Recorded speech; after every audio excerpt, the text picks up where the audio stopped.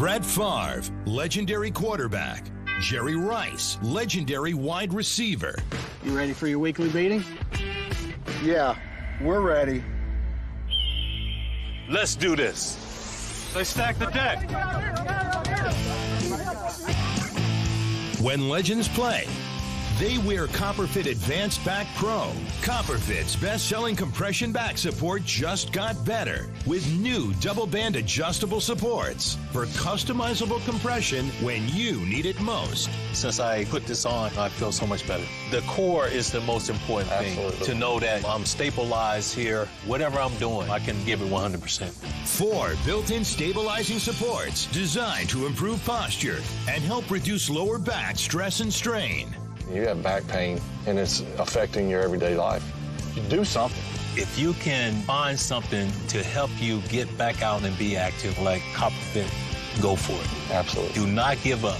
A high-performance compression fabric infused with the powerful properties of copper, 360-degree flexible mobility, and lightweight, durable construction. Nothing more painful than having back pains. If you're aching, if you feel like you can't work out anymore, you can.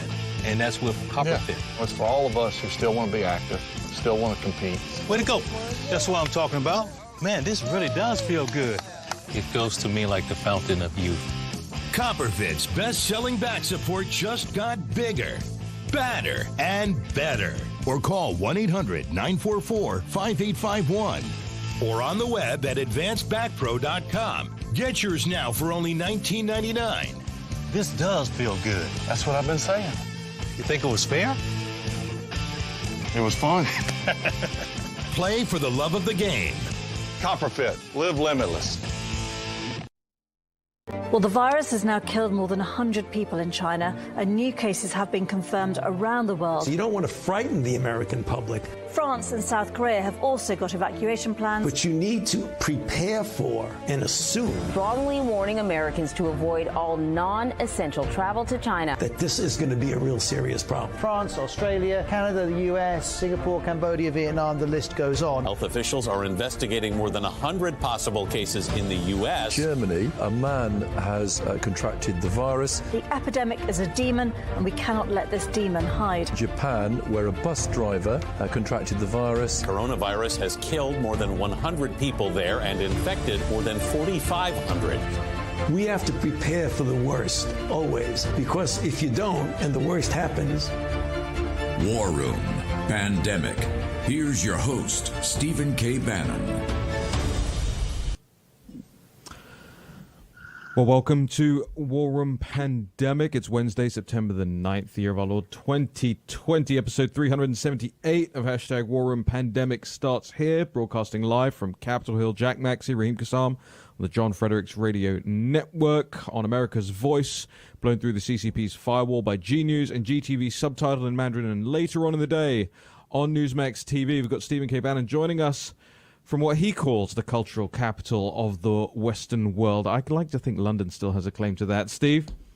I think London may have a claim to the cultural capital. I said just the capital of the known world. That'd be New York City. But you wouldn't know it by what's going on, because New York City is almost as big a zombie land as Washington, D.C. Our nation's capital and the most important city in the world, New York City, are virtually empty. I mean, it's pretty stunning to come back after Labor Day, and really when the city starts to rev up for that drive into the holidays, that everybody get everything done by the end of the year, get everything done in the fourth quarter. And here it's virtually cricket. It's just absolutely stunning. Really want to thank all of our distribution partners, G News, GTV, Newsmax, America's Voice, John Fredericks, all the people who helped us put this show together 6 days a week to blow throughout the entire world. And also people on the podcast that really don't get to see the show. That if you get to see it, it's so, I think, extraordinary of how our production partners help to pull stuff together. But we're now almost 14 million downloads on podcasts. I want to thank all the podcast listeners. We were trying to get a cold open there, Raheem. We didn't quite pull it off. I think we got done. I think we've got something from Morning Joe today. Also talking to what clip is it? Clip 14. If we play clip 14 from Morning Joe, that'll get us into this segment, which I want to talk about polling and where this race stands right now. That's right. We know that Republicans have always had a very strong base with Cuban voters. However, we've seen that base grow under Donald Trump. He has cultivated that vote over the last 4 years. And as you pointed out, Joe, he has been putting in the work. The Trump campaign has been up in Florida with TV ads, with digital ads for at least 2 months, with Biden coming, I would say, 6 weeks later than that. So that matters.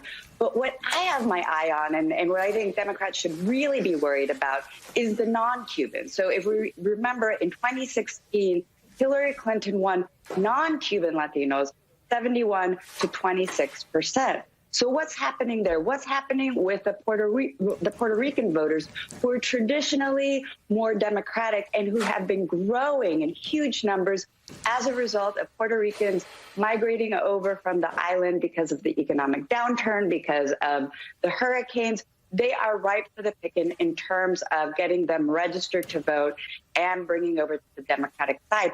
But these polls aren't showing that. So I think that what we're seeing here is twofold. The Trump campaign building out its Cuban base very healthily, something that Obama had chipped into in 2008 and 12. And at the same time, I'm seeing that the Trump campaign is also picking up some non-Cuban Latinos. I'm thinking, the diaspora of folks who've come throughout Latin America, your Venezuelans, your Nicaraguans, also probably picking off some Puerto Ricans. This is going to be very worrisome as we get down to the home stretch of the election, because there isn't going to be that much more time to mobilize these voters, register to vote and turn out, because it's also a mobilization game. So this is something that Democrats should have their hair on fire about. Absolutely. Yeah, and Willie, Wow. One morning, Joe, I tell you, they're in full meltdown now because there's polling coming out of Florida. And this is what has been part of President Trump's. I mean, Steve Cortez has preached this for the last 4 years. And Cortez is now, a former war room impeachment guy. He has his own radio show on the Salem Network. He's now at the campaign. He's preached this for a long time, is that the economic nationalism, the economic policies, and really the situation with border security, with monitoring illegal immigration, that all plays to a working class, middle class, Hispanic base, Latino base, not simply Cubans. And I think now the Democratic Party is understanding two things are happening. We've said this forever, that economic nationalism doesn't care about your race, your gender, your ethnicity, your sexual preference, doesn't care about your religion, doesn't care about any of that. It cares about that you're an American citizen. And that's what this striver's economy that Cortez so brilliantly framed it.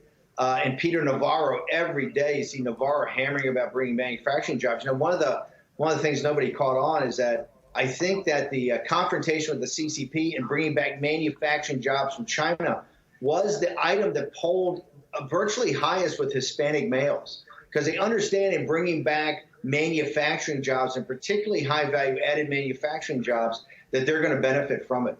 And so now I think you're seeing it come to fruition where the Democrats have just leaned on their shovels and really taken for granted the Hispanic vote and taken for granted the black vote. An African-American, if you look at what Ice Cube and some of these other prominent figures in the black community are talking about, they're talking about hardcore economic nationalism. They're talking about where are the jobs, where are the factories, how are we going to rejuvenate these cities, where's the bank lending, how do I get access to capital? This is the building blocks, the bread and butter of the economic nationalist movement. So I want to talk about some polling. I know you got some ideas on this, Raheem. But right now, I know Politico, right as we came on air, they posted a thing that Trump's campaign now is in kind of a stall. It's not just the money situation.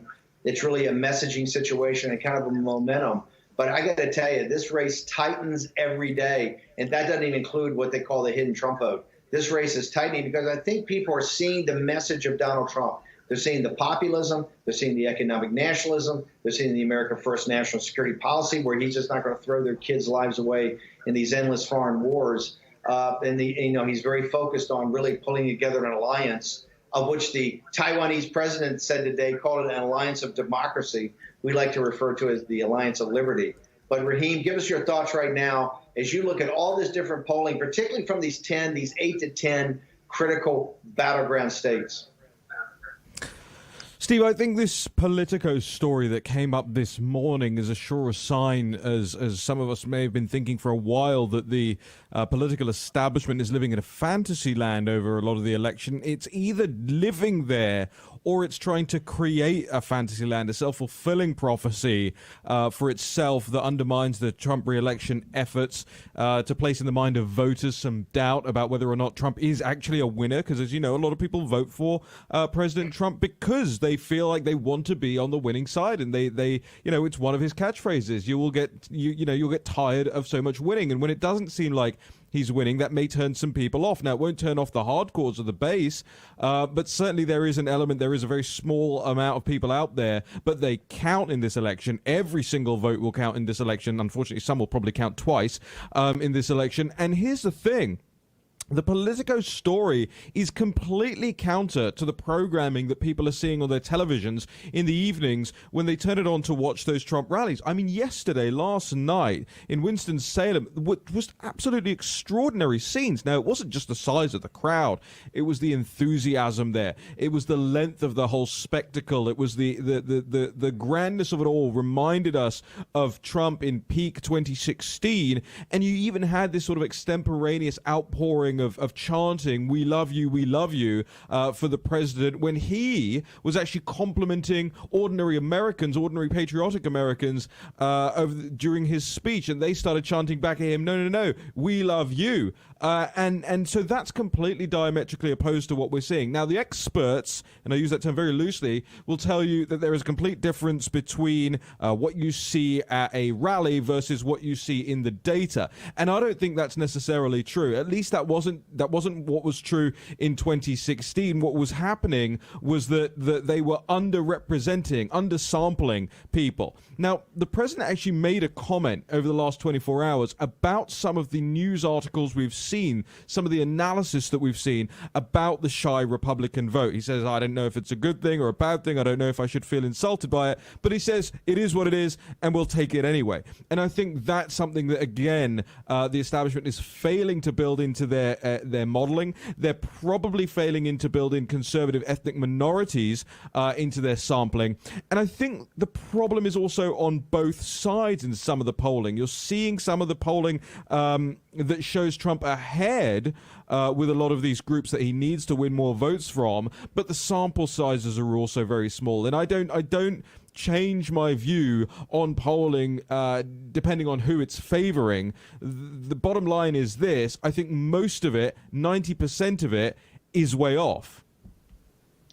Let's go to, and Jack, jump in here, but I want to go to two things. Number one is the intensity of these two campaigns. It's just stunning to me that with all the questions about Joe Biden and about his leadership and his mental acuity and all that, that they're not putting him out there more. I mean, it is, you compare what Trump's done over Labor Day weekend and to today. Obviously, you can't do the rallies because of the pandemic, but you're kind of doing these, I would say, these mini events, and their energy level is incredible.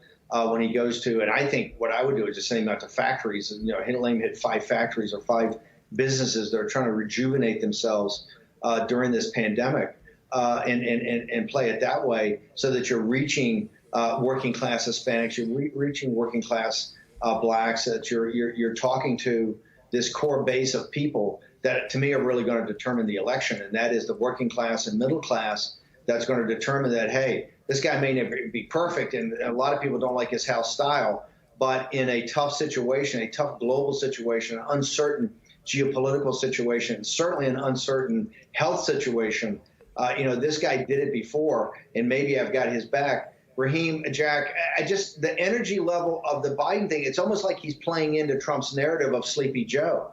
It's just not intense. You had these things over Labor Day. You got like 3 or 4 people sitting in the backyard. It's not just a social distancing. It's kind of the bizarre nature of what it looks like, and it doesn't draw him in. The media is very low-keyed. Everything about his is low-key. I just don't think they understand that the intensity level is going to build here, because people, I think, are going to buy into the fact that this is such an important election about the inflection point of where the country goes. Guys, love to hear your opinion before we jump to our break. Well, Steve, I'm with you. I can't believe that we haven't seen more of Biden. And I do think the American people are starting to realize that he's just not up to the job. That's why we haven't seen much of him. But one of the things I want to comment about here with some of the changes in support that we're seeing with Cuban Americans, Puerto Rican Americans, Venezuelan Americans, et cetera, it kind of shows the American people this collapse of the left's notion of identity politics. They have a sort of surprise on their face when they realize that Hispanics are not the monolith that they thought they were, or that black Americans are not all of one mind in support of the Democratic Party. I think there may be some positive aspects that come out of this as the American people realize that economic nationalism truly is colorblind. It's about your passport. It's about you being a shareholder in America. It does not care about your color. It does not care about who you spend the night with.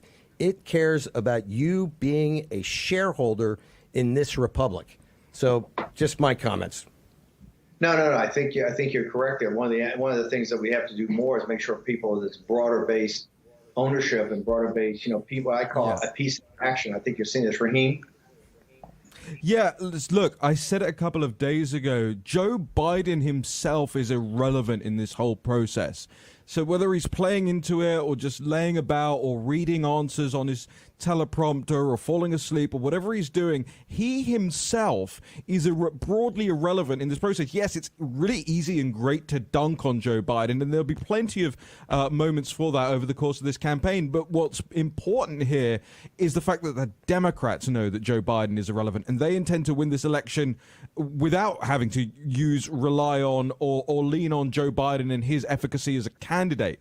They intend to use the lawfare here. They intend to use street violence as they've shown. They intend to stack the decks on social media. They intend to heap up a lot of pressure, including on Fox News, as they very clearly state, on Fox News to not have that election called in President Trump's favor, when on the night of November the 4th, he will very clearly be leading in a massive, massive landslide and will be in a rightful position to claim a victory of sorts. And they were not going to let that happen. And that's the signal versus the noise right now. We'll get back to more of that. Hashtag War and Pandemic, Jack Maxey, Stephen K. Bannon, Raheem Kassam in just a second. Hello, I'm Mike Lindell, and as you know, my passion is to help each and every one of you get the best sleep of your life. That's why I created my new Giza Dreams bed sheets. I guarantee you they'll be the most comfortable sheets you'll ever own. With the Giza Dream Sheets, I'm getting the best sleep of my life. They are so soft and smooth. I never slept so good. I fall asleep faster because I'm actually comfortable. I started by using the world's best cotton called Giza. It's only grown in a region between the Sahara Desert, the Mediterranean Sea, and the Nile River.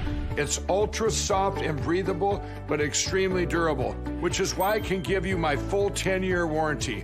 But I didn't stop there. My Giza sheets also include full 21-inch wide pillowcases that will fit over any pillow and deep pocket sheets that will fit over any mattress. I guarantee you the first night you sleep on my sheets, you'll never want to sleep on anything else. Go to MyPillow.com or call the number on your screen right now. MyPillow Giza Dream Sheets are available in a variety of colors and will be the softest, most comfortable sheets you will ever own. Use the promo code and get 2 for 1 low price, plus free shipping. Giza Dreams are made with the finest, most sought-after cotton in the world. Giza cotton was once reserved for only the finest dress shirts, but is now available in Mike's Giza Dream Sheets. They feature a beautiful silky sateen weave that helps keep you cool and comfortable all night long. With the Giza Dream Sheets, I'm getting the best rest of my life. I love my Giza Dream Sheets. Go to MyPillow.com or call the number on your screen right now to get your very own MyPillow Giza Dream Sheets. Use the promo code and Mike will give you a very special 2 for 1 low price and free shipping. That's right, get 2 for 1 low price and free shipping. Call or go online now. For the best night's sleep in the whole wide world, visit MyPillow.com. Hi, Hunter Ellis here for Night Hero Binoculars by Atomic Beam. These binoculars let you see anything, even in pitch black darkness. Gotcha. The secrets are powerful wide-angle atomic beam laser that reveals objects up to 150 yards away, hidden by darkness. During the day, Night Hero gives you 10 times magnification, and when the sun goes down, press the Night Bright button to see clearly in the dark. Light up garbage-eating critters or spot thieves before they even get close. Call or click now and get Night Hero binoculars with laser illumination technology for just $39.99. You'll also get a protective carrying case, yours free. Order right now and you can double it. Plus, get our best-selling atomic beam flashlight, just pay separate fee. We'll even ship them to you free. You can get it all, but you have to order now. Call 1-800-788-1008. That's 1-800-788-1008. Or visit ByNightHero.com. That's ByNightHero.com. Order now. War Room Pandemic with Stephen K. Bannon. The epidemic is a demon, and we cannot let this demon hide. War Room Pandemic.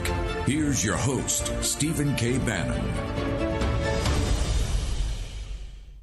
You know, that takes time and energy and all of the things, the time that we spent on this impeachment hoax, Nancy Pelosi with her hairdryer and the whole thing. Everybody has to wear a mask. You must keep all beauty parlors closed. Then she's in a beauty parlor with no mask. Oh. And then she said the biggest, she could have said, okay. She would have said, you got me. But she said, I got set up by the beauty parlor owner, who happens to be a Trump person, by the way. I like the beauty parlor person. She said, I got set up by the owner of the beauty parlor. Now she set me up. I say, how are you going to do with Putin, Kim Jong-un, and President Xi of China?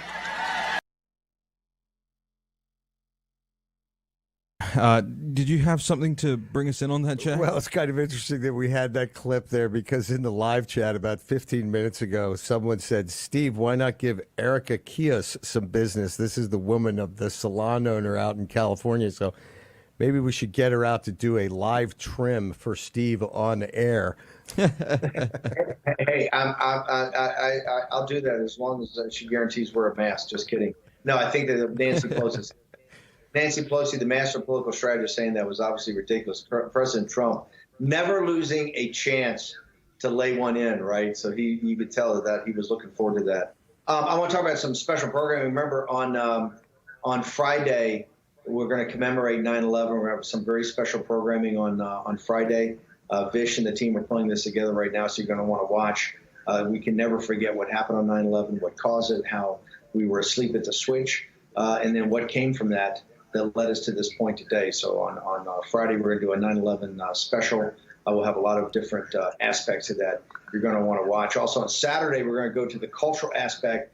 Milesguo and the team over there at GTV and at G Fashion, these others have really ratcheted the game up on the Chinese Communist Party. They talk about a playbook that Darren Beatty's talking about. They're running the playbook of Ronald Reagan on the CCP. They're taking the playbook of pop culture and modern culture. Remember, one of the big aspects that brought down the Soviet Union was rock and roll, was Levi jeans, Coca-Cola, all those things. And now with the launching of this music, I think they're having films come out, TV, everything. They're really connecting with this young vanguard of Chinese people. They're talking about 400 or 500 million, 600 million people in China already. We blow through the firewall, follows it. So we're going to do that. Also, by popular demand, we've been trying to work out some times and make sure that we do it. We're going to bring back Vox Populi.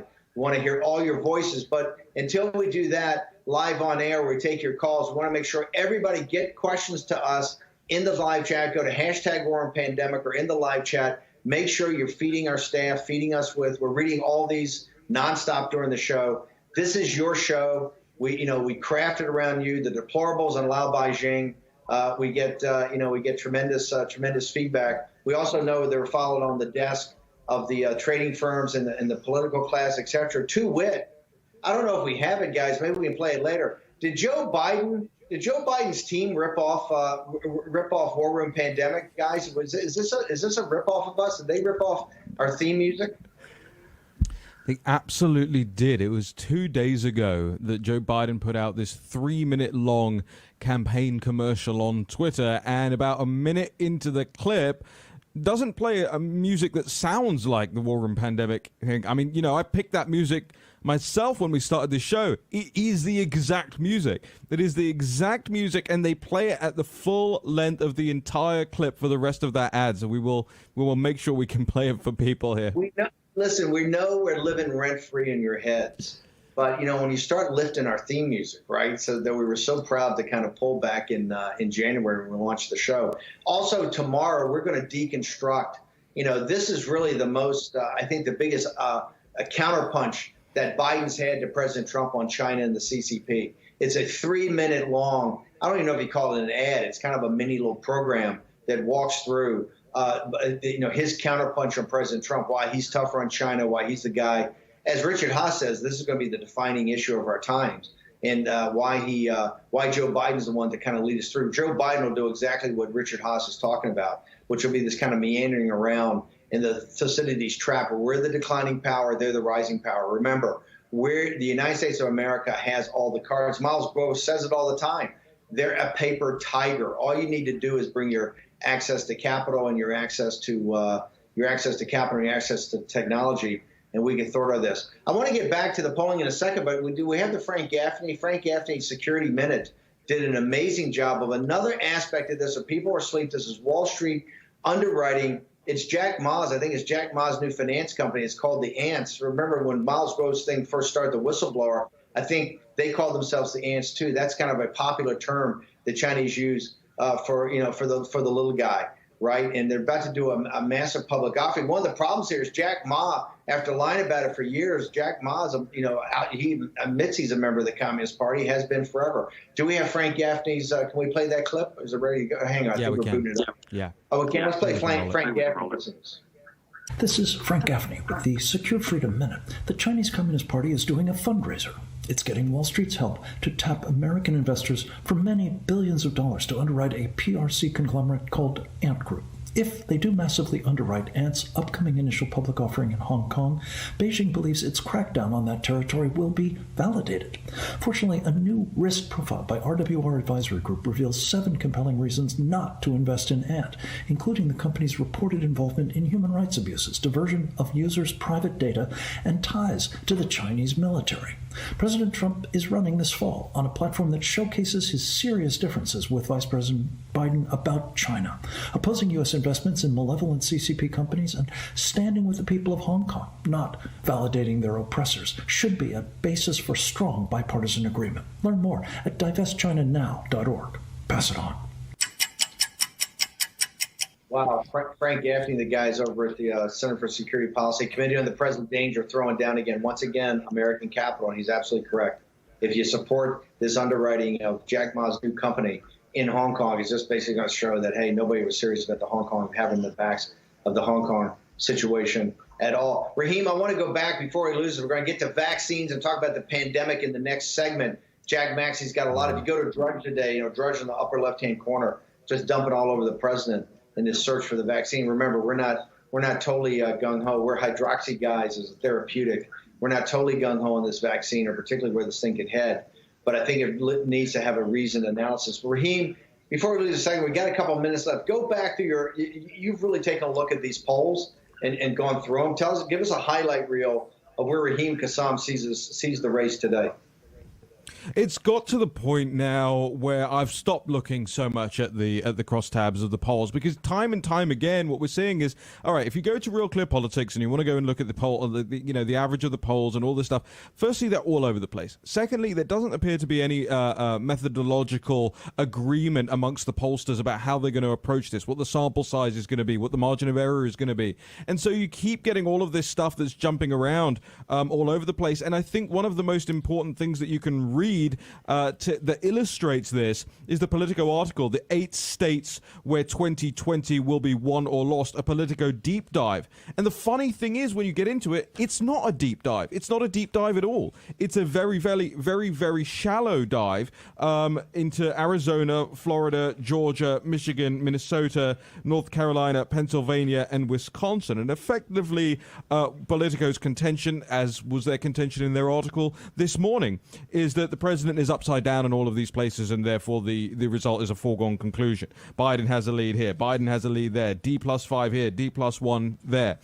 And again, I mean, not to put too fine a point on this, Steve, but that is not what we're seeing playing out in reality. We're not seeing it playing out in the streets in reality. We're not seeing it playing out on social media in reality. We're not seeing it play out at the rallies, at the enthusiasm level in reality. And you're also not seeing it play out in the commentariat's mentality. You see, if Biden were pulling far and away ahead, here's the little trick, then they wouldn't be dumping all of this information right now about the election being stolen and about how Trump's going to try and stay in office, and the nation dedicates its front cover of its magazine to President Trump clinging to the podium while they're trying to pull him away. That wouldn't be happening if Biden was far and away winning in these polls. It wouldn't be happening if they thought that Biden was far and away in the lead in terms of the enthusiasm out in the country.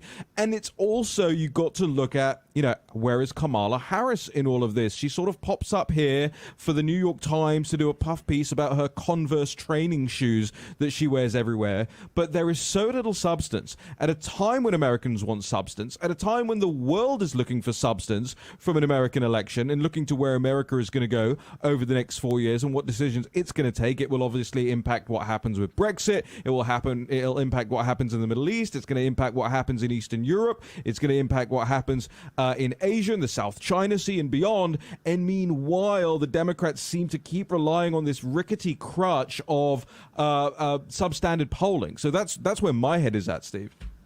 No, I think the tell, and Jack, jump in here. I think we got a minute or two left. The tell is how concerned they are and how they're putting it public about this plot against the president. You're absolutely right. Nation, Washington Post, it's everywhere. This is all they're talking about. They're absolutely petrified right now that President Trump is going to actually blow him out on election day, and they're going to have to put their shoulder to the wheel to throw him out of office. This is one of the reasons today I think it was announced that they shipped all the ballots, whether they asked for it or not, to California. They want to try to run up the score. Remember, here's what the drill is. They want to run up the score in these progressive states like New York, Illinois, and in California, run up the score. So they have this argument about the popular vote again versus electoral college. This is going to get down to a throwdown. The American people, if you want to defend this republic, if you want to defend this country, if you want to defend the American way of life, you're going to have to put your shoulder to the wheel. So you can't look the other way. We need everybody out there pushing this content out nonstop. We need you getting engaged as a poll watcher, as an election official. We need you to own your vote. We need you to bring in folks. We need you to work phone banks, all of it. Yeah. We'll be right back as well. More pandemic, more on the vaccines. Britain's new rule, no more than 6 people to gather together at a time. Jack Maxey, Raheem Kassam, Stephen K. Banner will be with you in just a second. The hottest new razor is taking the men's grooming world by storm. And if you don't have it, you need it. Micro Touch Solo, the hyper-advanced full-body razor that trims, shapes, edges, and even shaves with micro precision. And it's totally safe to the touch. Go solo for full body control with one tool. No nicks, bumps, or ingrown hairs. Edge beards and goatees with one touch. Clean your neck, barber shop perfect. And check this out. Snap on the guide to tame growth and perfectly shape your full beard. And keep new growth stubble trimmed exactly to your style. And look, the Solo Full Body Groomer trims precisely the length of hair you want. Snap off the guide and remove unwanted hair anywhere in seconds. What makes Solo different than your ordinary razor? Dual-sided German stainless steel blade. Shave up or down at 200 microstrokes per second. The Ultra Flex pivoting head contours perfectly to you for precise results. 3 custom grooming guides for control of exact length and shape. And a built-in LED light so you never miss a spot. Solo is so precise, you need no creams, no soaps, and no water. Ditch the old man clippers and toss the scissors. You've got to go solo. Call 1-800-709-9777 or go online at microtouchsolo.com and get yours now for only $19.99. Complete with German stainless steel blade, pivoting head, built-in spotlight, and 3 custom grooming guides. Everything you see here for just $19.99. The all-new Microtouch Solo Full Body Groomer. The one tool that does it all. These are our classes, our happy hours, our dates, our birthday parties, our shopping. We're learning new things. Nice technique with that knife. And getting in touch with things we left behind. These are our lives now. Come be a part of it online. GoDaddy is making it possible for everyone to create a website for free. Learn more at GoDaddy.com. Time for new reading glasses? Go to Readers.com. With hundreds of styles to choose from, Readers.com has reading glasses hard to find in stores, like bifocal style readers, reading sunglasses, and computer readers. Choose from hundreds of fashionable styles and colors for under $20, all backed by our happiness guarantee. Go to Readers.com now and enter this exclusive TV coupon code at checkout to save up to 40%. That's Readers.com. War Room Pandemic with Stephen K. Bannon. The epidemic is a demon, and we cannot let this demon hide. War Room Pandemic. Here's your host, Stephen K. Bannon.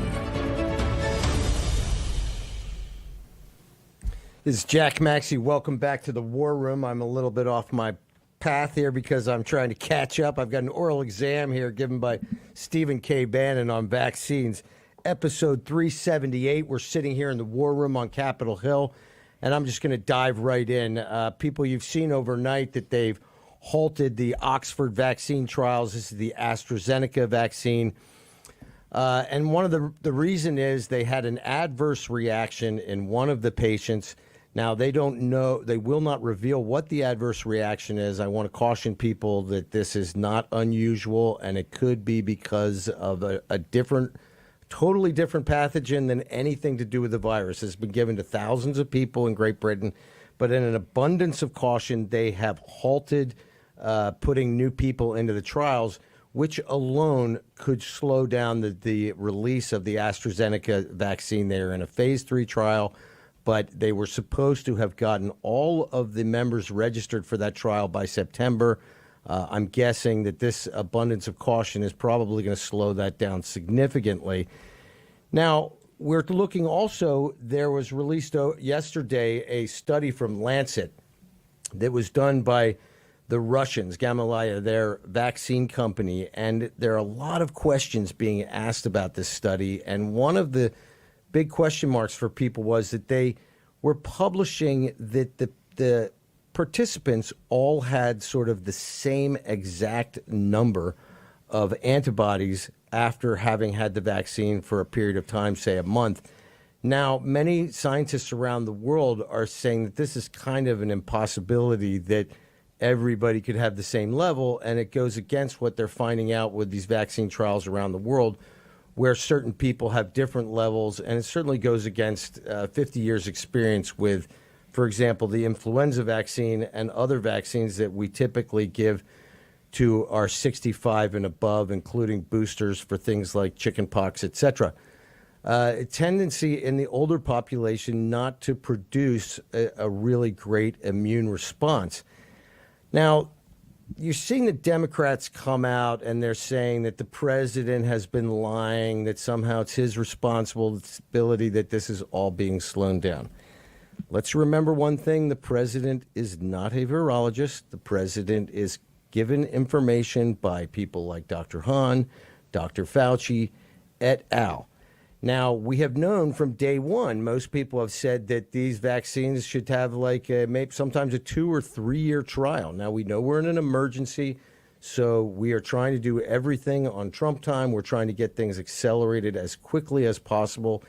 Even Anthony Fauci a few days ago said on NPR that if it turns out that in the early third phase trials that it looks like this is having a great effect, he said that we might be able to issue an emergency use authorization sort of similar to what they did with remdesivir and similar to what they did not do with hydroxychloroquine. Let me say that again.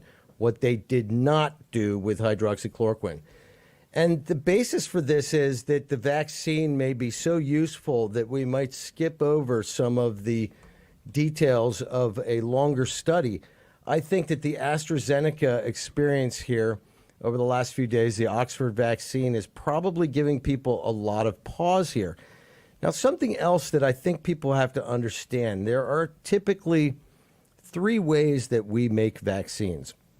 We have either a dead virus or a fragment of the dead virus that we inject into the human body, and we have an immune response that hopefully will replicate if you are ever exposed to a live virus.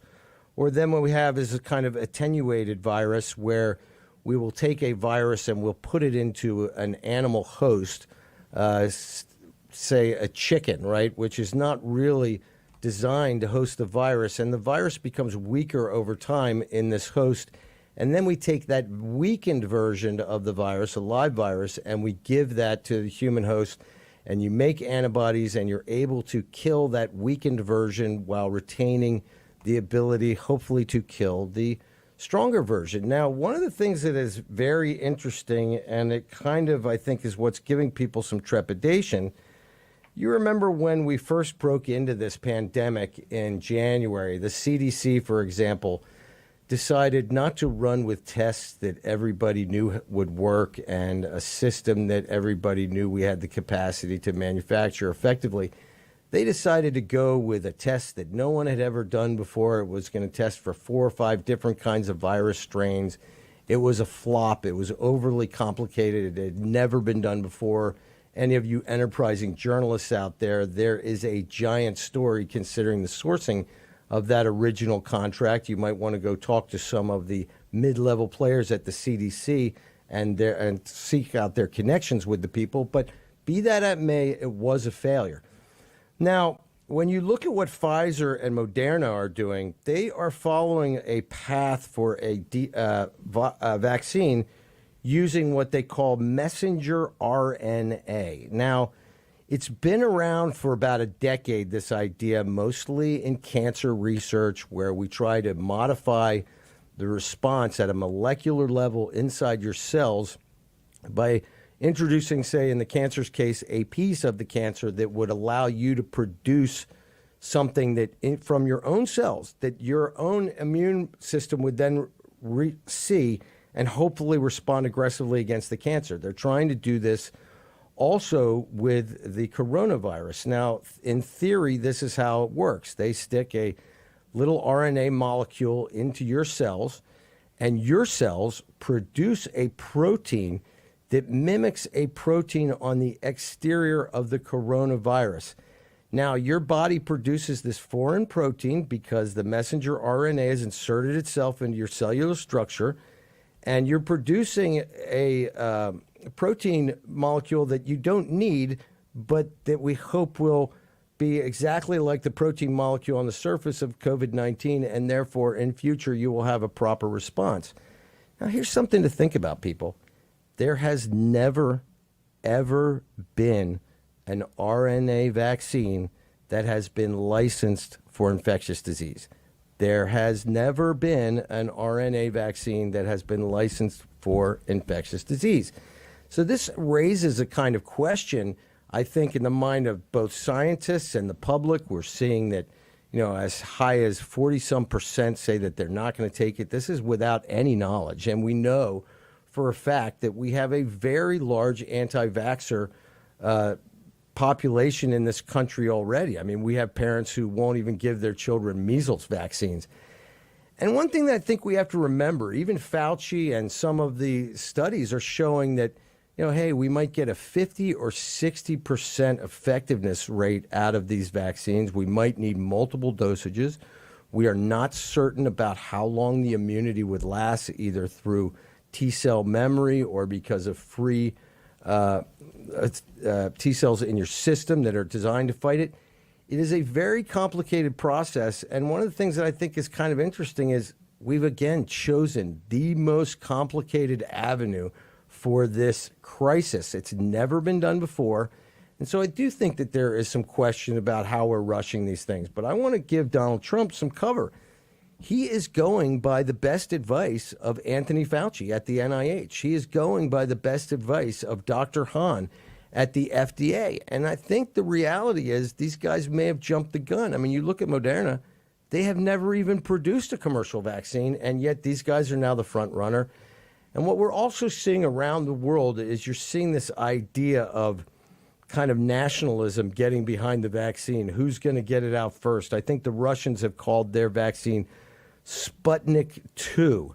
And, this is obviously a big slap in the face to the U.S., kind of like comparing the vaccine race to the arms race or the satellite race back in the 50s. Let's remember, that's as far ahead of us as they ever got. So they're questioning the Russian vaccine. You're seeing the Chinese say that they've been giving the vaccine to everybody with no problem. But even the vaccine, the AstraZeneca vaccine out of Oxford, which is probably the most traditional of the front runners of the Western vaccines, they saw responses in about 80% of the people. When I say response, it would be soreness at the injection site. It might be mild fever, aches and pains. Similar thing to what you might get from a flu vaccine. So, let's say that this vaccine is similar to the flu vaccine, and it's got anywhere from a 40 to 60% effectiveness rating. It has a very poor the flu vaccine has a very poor sort of effectiveness for the people who most need it, who are over 65. So I think that one of the problems is that the mainstream media, the scientists who advise the president, and I'm not talking about all of them, but I'm talking about the particular ones, Hahn, Azar, Fauci, have told him and told the American people that this vaccine is a silver bullet to get us out from under this pandemic.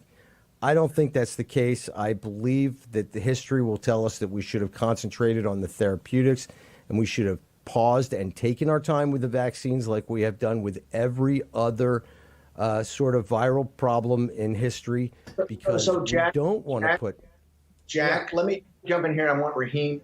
Here's, something in the polling that's interesting. President Trump doesn't look like he has the support of the what they call the white working class in some of this analysis versus the rise in some of the intensity in the black working class, and particularly the Hispanic.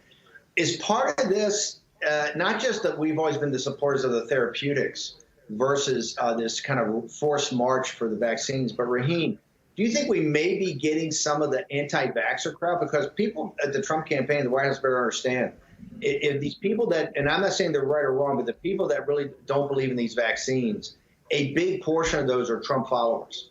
And I wonder if you're seeing any of the weakness in the polls, because some of the Trump base is sitting there going, why is he so slamming this, the vaccine, and particularly not to even as anti-vaccine as they are, the Rush vaccine, where you've seen the Chinese thing that's a joke, the Russian thing's a joke. You think, Raheem, that's having any blowback at all, or am I overthinking this? No, I think you're right. I think there is some. I mean, when you look at the rallies, for instance, I pay very close attention to which lines land and which don't. And when he was talking about the vaccine and warp speed yesterday, there was just a sort of low-level mumbling from the crowd. Every other line was getting cheers and whoops, but started talking about the rush to the vaccine, and there was just that kind of like, yeah, well, not really sure about this. And here's the thing, right? I mean, I'm not an anti-vax person, but what I am, and I've said this many times on the show, is not somebody who's going to let somebody inject me with a rushed thing. And especially when you take into account the efficacy of things like the flu vaccine, it's just it doesn't seem to me like the president is onto a winner with pushing the vaccine narrative. Now, to go back to one of Jack's points, he is following the advice of his best scientists, or so-called best scientists that are around him, and that's what everybody has been pushing him to do: follow the science, follow the expertise, follow the thing. But at some point, he's going to have to turn around and go, hold on a minute, guys, like, what is actually going on here? You say that, though, but on the upper top of Drudge, the headline up in the top left is Fauci says it won't be a vaccine before Election Day. I just don't think the president, to me, I don't think it should be pressing this. I got to tell you, because I don't think it gets him any new people in. And you're absolutely right. The two lines that never work on this thing is when he talks about the vaccine, you see it's kind of chills the audience. There's no big, uproar. The other one is that when he says we're the elites, they're not the elites. That's just never, that one always plays. lays an egg. Okay, we got to jump. Hashtag War Room Pandemic. I want in the live stream.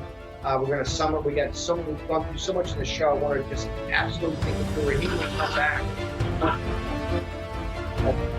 I guess we faded out, Steve. That's your music. We'll be back in just a second. Hashtag War Room Pandemic.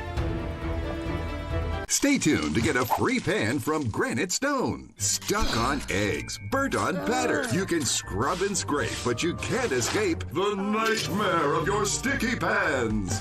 Introducing the Granite Stone Pan, the all-new durable non-stick pan. No butter or oil needed. Watch, we melted down these sticky candies in Granite Stone, and it just doesn't stick. We cooked a half a dozen eggs, bacon, cheese, and tomato breakfast with no butter or oil, and it just doesn't stick. Look, caramels, chocolate, and cheese. Unreal for any other pan, but not for Granite Stone. It just doesn't stick. Granite Stone will be the last pan you'll ever need because it's pressed from a solid aluminum disc for even heat conduction, then coated 3 times with our durable Granite Stone finish. Granite Stone is metal utensil safe and won't scratch. And talk about non-stick. This salmon cooked skin side down with no added butter or oil just doesn't stick. This steak is perfectly seared just like the pros. And because Granite Stone is oven rated to 500 degrees, we bake this upside down pan pizza to perfection, and it just doesn't stick. Fire flambe delicious cherries jubilee. Plus it's PFOA free and 100% dishwasher safe. Call or go online to get your Granite Stone pan for the special TV discount price of just $19.99. Granite Stone is so durable it comes with a 10-year warranty. And with every order, you're going to get a Granite Stone single-serve egg pan absolutely free. It's the perfect size for personalized eggs, omelets, or frittatas that slide right out. It makes the best bacon, egg, and cheese sandwich quick. Yours absolutely free. We'll even ship your entire order free. That's right, free shipping. You get it all, an incredible value. Here's how to order. To order, call 1-800-850-0237. That's 1-800-850-0237, or order online at buygranitestone.com. That's 1-800-850-0237. Call now. Frustrated with heavy rubber hoses that always get tangled and easily kink? Introducing the Bionic Flex Pro hose, the super strong, super tough hose that's ultra light as well. Run over an ordinary hose and it'll easily burst, but the Bionic Flex Pro hose stays intact no matter what runs over it, because its reinforced drag-resistant commercial-grade outer polyester weave makes it tougher and stronger than ever. And its solid brass fittings are crush-proof too. Ordinary hoses kink easily and stop working, but the Bionic Flex Pro hose never kinks. It just keeps flowing strong. And while regular hoses easily get tangled, the Bionic Flex Pro hose is tangle-proof. You can get the 25-foot Bionic Flex Pro hose for just $19.95 with free shipping. But wait, order today and we'll upgrade your order to a 50-foot Bionic Flex Pro hose. Just pay a separate fee, and shipping is still free. Go now. Call 1-800-313-8062. War Room Pandemic with Stephen K. Bannon. The epidemic is a demon, and we cannot let this demon hide. War Room Pandemic. Here's your host, Stephen K. Bannon. Welcome back to the War Room. Raheem Kassam, Jack Maxey, Stephen K. Bannon joining us down the line from New York. And we have some homework for you. Is that right, Steve? Yeah, listen, this is our audience here is not here to be entertained. We hope we're as entertaining as possible, but we're here to get the job done. That's why we're a war room. We're an action center. This is why we've got the most engaged audience in the world. You've already made world history. You've combined with Lao Beijing to put the Chinese Communist Party on notice that the freedom of the Chinese people is absolutely essential. And it's because of your retweets, your engagement. It's just been absolutely incredible. This is why the Wall Street trading desk watches. This is why Joe Biden's campaign, we're living rent-free in their head. They actually rip off our music. Look, we don't mind. Use the War Room theme. We love the theme. We love the fact that you've got it out there. Tomorrow we're going to deconstruct the video that you did on President Trump about Joe Biden's a better option on China and taking on the CCP. So we'll give you a fair shot. We'll go through this. But every day we're going to have homework assignments. Today what you've got to do is defend the ballot, which I think will take you over to the Trump site. By the way, if you're Biden, if you're one of the Bernie guys listeners, you haven't been convinced, hey, we believe in participatory democracy. Go to the site and sign up for Biden. We have no problem with that if that's what you believe. For those guys that believe in Trump, You've got to get engaged. What you have to do is go to your local GOP, find out how you become a poll watcher, find out how you can help on the Get Out the Vote drive. If you go to defend your ballot, I think it'll take you to the Army of Trump site with the campaign. They're looking for volunteers. Or go to your local elections board, which every person should be doing, to find out how you can be an election official. In the room, in the deal. Not in the room, not in the deal. This is the most contentious political campaign in history. It's going to lead to I think, a game-changing election on the 3rd, and the winner is not going to be announced until right before Inauguration Day. If you want to be part of history, hey, all the people out there, we know our audience are history buffs. You know, you all say, hey, I wish I was during the Revolution or the Civil War or World War II. Well, hey, you're in the great fourth turning of American history. Be an active participant. And you can be an active participant on the show. Just give us retweets, push the content out, get it up on Facebook, tell your friends about it. We want to get to as many people as possible, and particularly we've got so much great stuff happening. And part of it is the afternoon show, National Pulse. Raheem, you guys are on fire on your site. The show is fantastic. I think AVN gets a real hat tip for standing up your show so quickly. Tell us what's on this afternoon, and what are you guys working on? Yeah, well, we'll have Dr. Yan on this afternoon to talk about some the more contemporaneous reports that she's working on, and we'll have breaking news on that at 3 p.m. on the National Pulse. And also Bill McGinley, who this audience should know very well, will join us for a more discussion about this subject, specifically the mail-in ballots, the voter fraud. I had this big article up over the course of this weekend on the National Pulse, my own research about the mail-in ballots, especially from somewhere that's tried it in earnest since 2001, which is the United Kingdom, and what the responses were, not just from the political right, but from the Council of Europe. Big globalist entities said that the UK ballot was completely vulnerable to major fraud as a result of postal voting. And I walked through several different things. So Bill McGinley and I will talk about that as well. And I just want to make something clear here also. The Army for Trump website, yes, it gives you all sorts of different things. Become a digital activist, make calls, knock on doors, fundraise, etc. And if people want to do that, do that. But more importantly, is becoming an official at the polls, and that can only be done through your local county elections website. So you've got to go out and seek out your county, their elections website, and register as an official rather than a campaign side of things. Those are two completely different things, and I want to make sure that the people who want to be officials, many places are paying for it, that you have the opportunity to do that, because you have power in that scenario. Being a campaign operative, a campaign activist, doesn't grant you the same power in an election as being an election official is. So go there. You probably are qualified. You probably think you're not. You probably are qualified to do it. As long as you got that day free, you can do it. Jack. I just wanted to say something about my long-winded talk about the vaccines, because I have some advice for the president. It is clear that Fauci and the FDA, in my mind, are not going to release these before the election. I think that he's being set up to have this vaccine become a tool to beat him down on the way into the election. I think he should just announce, hey, you know, politics are involved. This is the health of the American people. And if it comes before the election, great. If it comes after, safety is the most important thing. I'm not a virologist. I'm the president of the United States. End this nonsense that the left is now trying to blame the president on the speed at which the vaccines are coming. He is following the advice of his experts. That's it. Raheem, really quickly, we only got a couple of minutes left. Well, by the way, special programming on Friday. We're going to be commemorating 9/11 on Saturday, talking about the new cultural revolution going up against the CCP in China with Milesguo. But Raheem, Boris Johnson threw a chop block to us this morning. What's going on in England? And now that you're going to limit any engagement, anything to do to 6 people, where did that come from?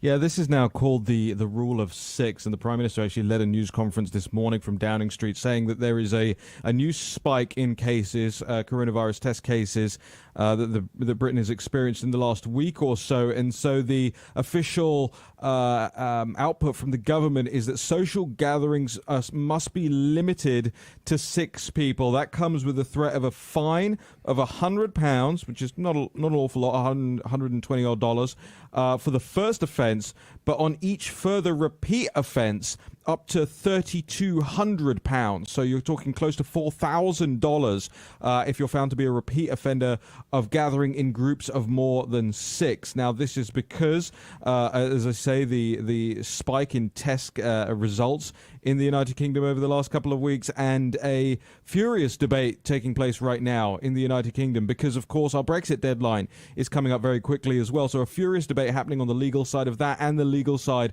of the pandemic. You saw those incredible scenes of thousands of people gathered in London just a couple of weeks ago, and so there's a real tensions now.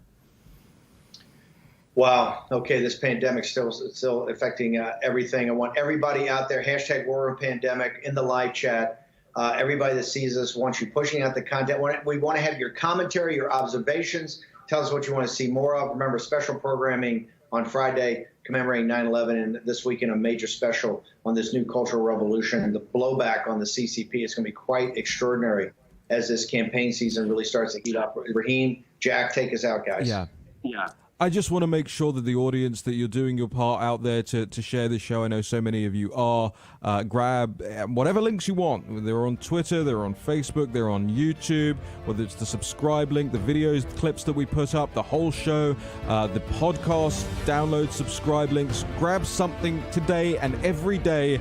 There's no excuse. Get it to 10 people, 20 people, 50 people, 100 people. Make that your job every day, and we'll see you tomorrow.